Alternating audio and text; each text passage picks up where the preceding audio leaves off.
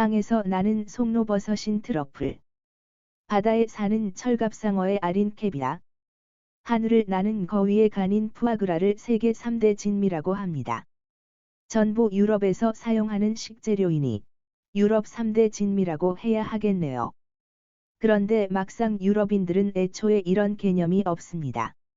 세계 3대 같은 표현은 대부분 일본인들이 만들어내는 것입니다. 어쨌든 셋 다 귀하고 비싼 식재료임에는 틀림없습니다. 트러플은 떡갈나무 숲의 땅속에서 자랍니다. 보통은 5에서 30cm 땅속에서 자라고 어떤 경우는 1m 깊이에서 발견되는 수도 있다고 합니다. 트러플의 향이 발정기의 숫돼지에서 나오는 성호르몬과 매우 비슷하기 때문에 암돼지가 엄청나게 좋아합니다. 이 점을 이용해서 암돼지를 이용해 트러플을 찾게 합니다. 그리고는 돼지가 먹기 전에 뺏어버립니다.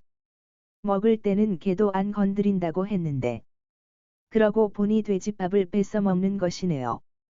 트러플은 부처님이 최후의 공양으로 드셨던 음식인 것 같습니다.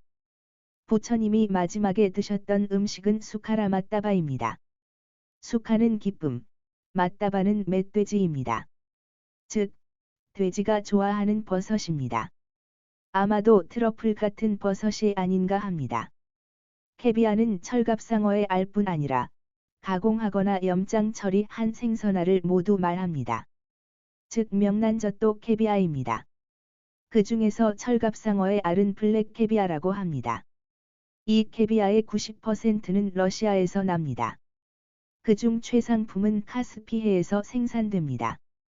철갑상어 알뿐 아니라 철갑상어도 고급 식재료입니다. 그러다 보니 철갑상어가 현재는 멸종 위기종이 되어버렸습니다.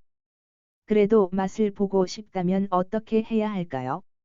철갑상어는 러시아 외에도 한국, 중국, 일본, 알래스카 등에서도 삽니다.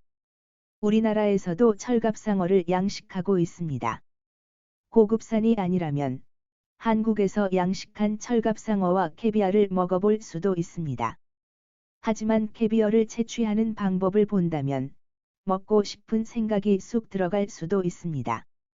그냥 배를 째서 알을 꺼낸 다음 실로 배를 꿰매서 다시 풀어줍니다. 그러면 다음 해 상처가 아물어서 다시 알을 벤다고 하네요. 푸아는 프랑스어로 간, 그라는 지방이란 뜻입니다.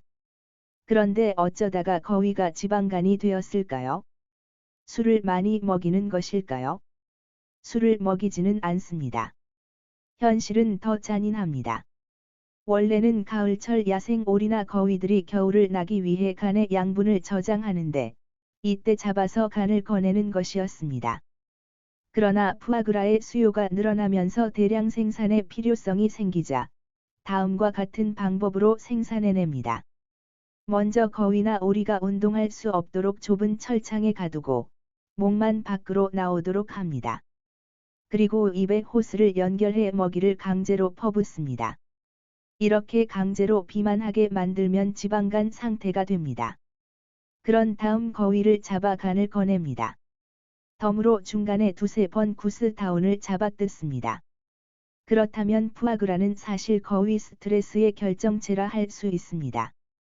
유사과학 같은 소리지만 이런 음식을 먹으면 스트레스가 고스란히 저에게로 옮을 것 같은 느낌이 듭니다.